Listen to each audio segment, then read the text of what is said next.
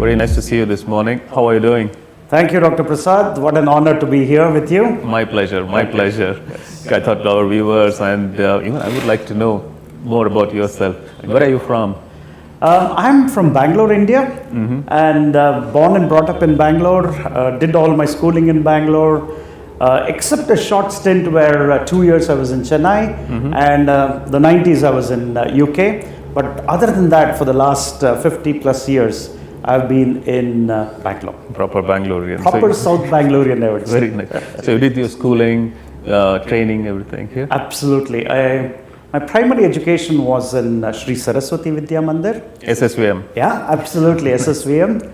And my high school was in an iconic school of South Bangalore, which is the National High School. So I did my education, undergrad education in these schools in Bangalore. And then I went into Government Dental College. National College, I suppose. Absolutely. I mean, in between, the college was in National College. That is, again, a very popular college in South Bangalore. So. And then you did your dentistry? Dentistry from Government Dental College and post-graduation from Madras Dental College in Chennai. And then my higher training was in UK. And after that, again, back in Bangalore for the last 30 years, I've been here. Wonderful, wonderful. So when did you decide to be a dentist? Getting into dentistry was actually an accident, I would say. More than an accident, I wanted to be something different. My father is an engineer, my grandfather is an engineer, and I was almost sure that I would get into engineering only, because throughout my school days, whenever there used to be a competition, the inter-high school competition or the debates, it was always on mathematics, physics, chemistry. Very rarely it used to be on biology. But, you know, when it came down at 12th standard, that is PUC, second PUC, I was thinking, let me take up something which is different. And I missed getting into medical school by just 1 mark in the government medical college. So close. And I would have got into a private school, but the fees was slightly more expensive. And I said, let me see and explore other things. Out of the blue, I get a letter saying that you've been first in dentistry for the state of Karnataka, where I belong to. And I said, let me explore what is in dentistry.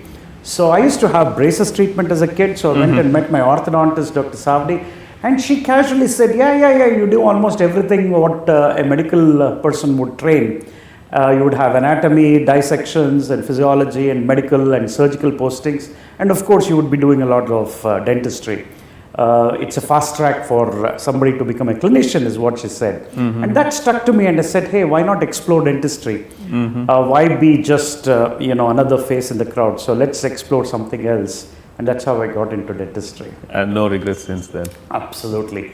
I mean, I'm passionate as a surgeon, and I got into maxillofacial surgery. I've been doing surgeries almost every day for the last 40 years, and I love it. I mean, I love my profession. I breathe and live with my profession. I can see that passion actually. Very nice. So this facial-maxillary surgery, how did you choose that specialty? Once you were in dentistry, I realized that I love blood and bones and muscle. There's more of action. Having thought that, being an engineer in the family, do a lot of small nuts and bolts, building things, and from childhood I was very kind of innovative and things like that. And obviously I thought surgery is my passion, and that's how I got in. I love my surgery. Very nice. So where did you train for this maxillofacial? My postgraduate training was in Chennai. The Madras Dental College is a very, very premium institute. Got in through All India quota. I got 5th rank, and so I went into Chennai. Very nice. That was fantastic. We used to have almost, on a day-to-day basis, about 1,000 patients used to walk into our department. So the basic minor oral surgical training was fantastic. But when it had to be higher work like oncology, clefts, or facial deformity corrections, that was very, we were basically introduced to that, but no hands-on training. So then when I came back from Chennai, I joined Kidwai. That's a premium oncology institute. So I got trained into oncology, oral oncology. And then I wanted to get into more on craniofacial work and on cleft lips and on jaw development corrective surgeries. That's orthognathic surgery. And I felt UK would be the best thing, UK or US. US was very difficult to get in the surgical specialties at that point of time. You could go in as a dentist but not as a surgeon. So UK had a lot of openings, and a few of our friends, we all went together to UK to get the higher training. And the whole of 90s actually I trained in UK, and that was just a game changer. A brilliant training in UK, I would say. So you had your specialty training there, and then you decided to come back, is it? Why not stay there? Yeah, I mean, I was hitting almost a ceiling, I would say, in UK. UK is a small country at the end of the day, but it's the system there which actually trains everybody to really become good. I got a lot from UK. I mean, what I'm today is because of my training in UK, I would say. And I always wanted to come back to India. I mean, I'm a passionate Indian, so I said, there's something more to give back to my society in terms of surgery and the skills which you have, earned over the years, that you need to give back. And that's where I decided to come back to UK. And it's been a great journey ever since I came back in 99. 99 you came 99 back. I came back. Very nice. And once you came back, how was your experience? I had a very cushy life, I would say, in UK because it was so structured. You had your job, you had your lots of time, the weekends and things like that was off. And of course, when you're on call there, it was fantastic. So here, it was very disorganized. Although I came back and joined as a professor and head of dental school in maxillofacial surgery, that was a good job. But then it doesn't pay you much. It was probably 1/100th of what I was earning over there. It was a big shock in terms of this kind of salary what you get here, but you had to make it up doing a bit of private practice, and that was a struggle, and especially in surgical practice was even more difficult. Getting into a hospital itself those days, because the number of corporate hospitals or high standard hospitals where you can do these kind of complicated surgeries which I trained on, especially craniofacial and oncology, was very much less. And it was a struggle to get in. It took me 2.5 years to get into a decent hospital. But then once you are in there, and if you have the passion, nothing can stop you. So that's how it took a couple of years, so let's say 2001, 2002. Yeah. And since then, how's been your journey till now? Oh, it was a bull run, I would say. Real good bull run. I mean, every day I would operate probably 3 or 4 major surgeries. It could be trauma, or it could be orthognathic, which is the jaw deformity surgery, or it was oncology, a lot of implants, a lot of very, very, very challenging cases, I would say. Every day was exciting, and I've been doing, even today, every day I do a single big surgery. So it's been a great journey, I would say. I mean, there's so much of opportunities here. You need to create those opportunities in India, and that's what we have done. Very nice. What's your core specialty? What's your passion? One condition that you would like to go and do it? I have a lot of love for different aspects of surgery. I love trauma surgery because it's very instantaneous, where you can actually put back everything, and within a day or two the patient looks pretty good, and by a couple of weeks they're almost normal. The most rewarding to me, I would say, is orthognathic surgery, which I'm pretty good and well trained in it, and I think my skills are very good in that. That is the jaw deformity corrections, where people are born with different kinds of deformities, either underdeveloped jaws or overdeveloped jaws or facial asymmetry, and we plan a lot into that. I mean, there is a lot of things which go into that to give the best kind of the shape and function to that patient. And you can see the outcome. It's so good. There is a lifestyle transformation, I would say, with these patients. Generally, these people have been very depressed because they're not happy with their faces. And when they just come out of the surgery, and you can see a very kind of, the eyes start sparkling, and they become like extroverts. and they flaunt their faces, and that is very, very rewarding. And of course, oncology is again another passion of mine, and craniofacial work, which I do with a lot of neurosurgeons, that is very, very rewarding, and I love those kind of works. Very nice. Now that you mentioned neurosurgery, have you trained with neurosurgeons about this, your facial reconstructions and things? Have you worked together? How have you collaborated? Yeah, I mean, this is something which I learned in UK. The thing is, when we were actually training in India, it was all in isolation. I mean, as a specialty, you would look at your own specialty and nothing more. But the moment I went into UK, I went to Canisman Hospital, which was a mecca for plastic and maxillofacial surgery. In fact, a lot of revolutionary flaps, what we do in terms of reconstruction, happened in Glasgow. Right? The microvascular reconstruction, actually what we all do on a day-to-day basis, was that place. So I was very lucky, and I could see the kind of coherence which was there between specialities. Plastic, maxillofacial, neurosurgeons, orthopedics, all of us were working together, and the whole thing was patient-centric. No ego. It is just that everybody would come in and do their bits, and this was a game changer for me. And then moving into a small district general hospital in UK was again the kind of combinations, but the final thing was in Royal London Hospital, St. Bart's and Royal London Hospital. In fact, we used to share a ward with the neurosurgeons, maxillofacial and neurosurgeon, common ward. So almost every case which was either a trauma or whether it was craniofacial work, we used to work together. And that synergy is what which I felt. And when I came back to India, I in fact went to NIMHANS, and I said, I'm a maxillofacial surgeon. They would say, hey, you are a dentist, right? What is that you are talking and coming here? I would go to their Saturday morning meetings, which used to be a MDTs. And I would just sit there, and then it was very interesting. And after months together, then they started accepting me. When there was a very interesting case where there was a huge tumor in the base of the skull, and they had tried from top and from the sides, and they couldn't get the tumor out. I said, why don't we go from the bottom? They said, what do you mean from the bottom? I said, we can down fracture the maxilla. That's the upper jaw. We can bring it down and go directly. And first they didn't believe it, and Dr. Timmappa Hegde, a leading neurosurgeon here, he said, yeah, why don't you try that? We didn't have any other choice, so why don't we give him a choice? And his case it was. So we went in, I did a Lefort 1 axis osteotomy, brought the jaw down. We were able to see the tumor completely, going all the way into the clival and up to the C2 it was there. So we completely dissected the tumor out. The whole tumor was, taken out. And that was a beginning. I mean, even for neurosurgeons to understand that we could collaborate together with different specialities, especially maxillofacial, was a game changer for me, I would say. And from then on, for the last 20 years, I've still been going as an honorary consultant to NIMHANS, and I love my work there. Very nice. So you open up a new corridor for neurosurgeons. I've been blessed, I would say.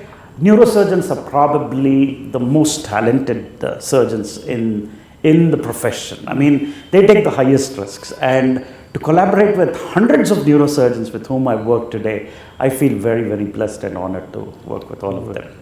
Very nice. So where all do you practice? I have my own, I was in the teaching line first. I mean, I've been a professor and head of maxillofacial surgery at RV Dental College. After I came back, so for 17 years I was heading the department, training postgraduates, including PhD people would do under me. Then I was in several hospitals, both charitable hospitals and corporate hospitals in Bangalore. In India, you need to look at two things. One is affordability, and the other is basically the kind of facilities what you have. So you need to have a balance of both of them. So a lot of charitable organizations in India I have been closely associated with, Seva Kshetra Hospital and several of these kind of hospitals, and also corporate hospitals. So I was in Sagar Hospital, in Apollo Hospital, and so several hospitals I've been associated, private also. So at one point of time I was almost in about 15 hospitals. So it used to be, in the morning I would operate in one hospital, in the afternoon another one, in the evening another one, the night one. So it's like crazy kind of things. And then I would do my rounds at 11 in the night, going to all these hospitals, and finish sometimes at 12 or 1. So it's been, a very enjoyable kind of work, I would say. Now, currently, where all are you working? Right now, I'm with Sagar Hospitals and with another oncology center called the Sri Shankara Cancer Hospital. These are the two big hospitals. Of course, I do operate in several other smaller hospitals too. And I have my own center, which is Mukha Facial Surgery. So what I do is, I see all my patients here and then decide where I can take my patients to whichever hospitals. So, Nimans also, I'm still operating there. So. Very nice, very nice. How would you describe a typical day? How do you start your day? What time do you start? Are you an early starter? I mean, to be honest, I generally get up around 4ish in the morning.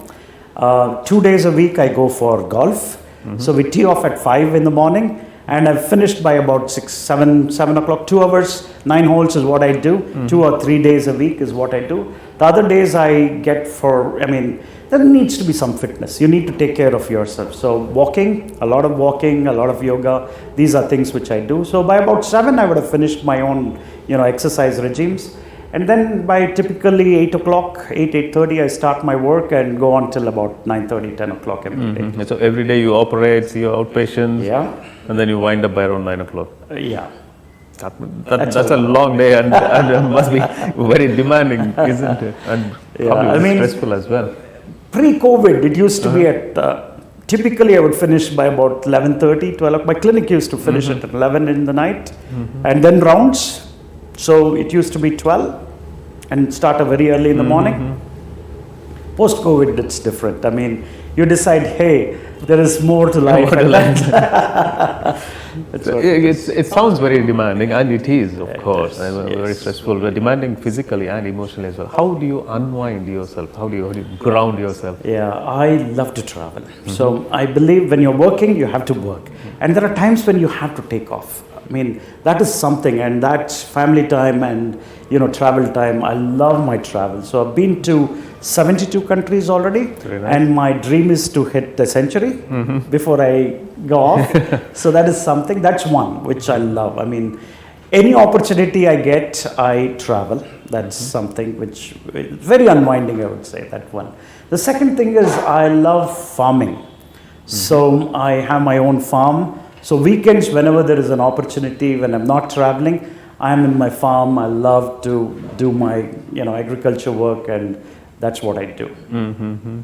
So you've been grounded as well. I have my own tractor. I plow my own land. I grow my own, I grow my own rice. I have a paddy field there. Very nice. Have lots of fruits and vegetables which we grow. So. And it's all organic, and that's a big de-stressor.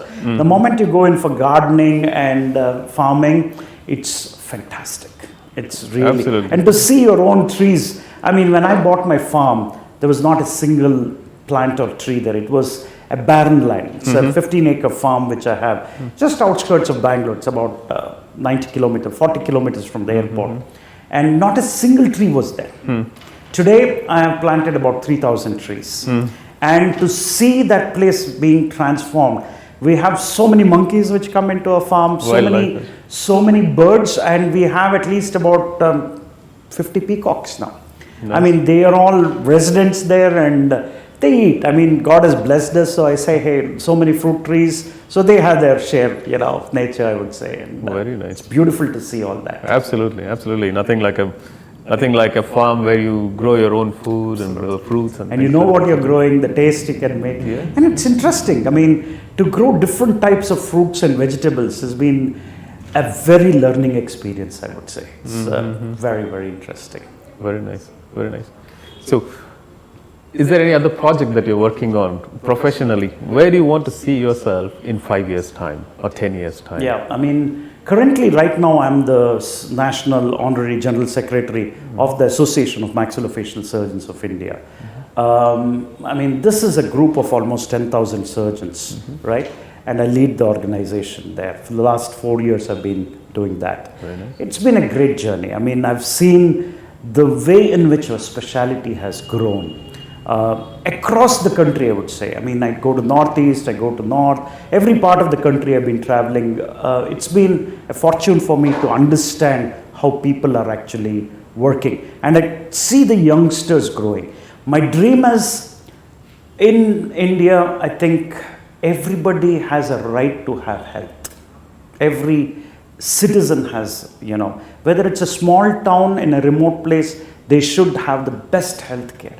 And having trained in UK and seen across the globe, our patients also deserve the best treatment, and it has to be affordable. So I believe that is a possibility.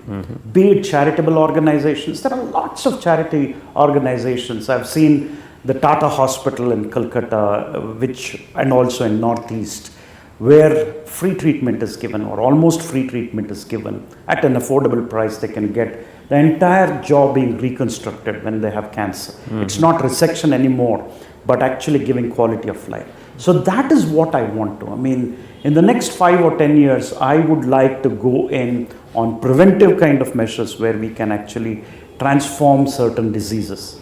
Cancer, if it is detected early, especially mouth cancer, because 30% of all cancers is actually head and neck cancers.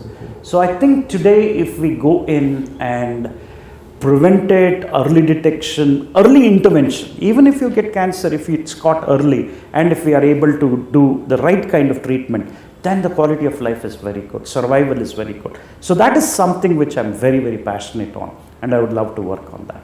That's very nice. So that's on the professional front. Absolutely. What about your personal front? Where do you like to see yourself in 10 years' time? I think I'm still very young. 10, 15, yeah. As time goes Why on. not go along, I mean, I love to still contribute to the surgical profession.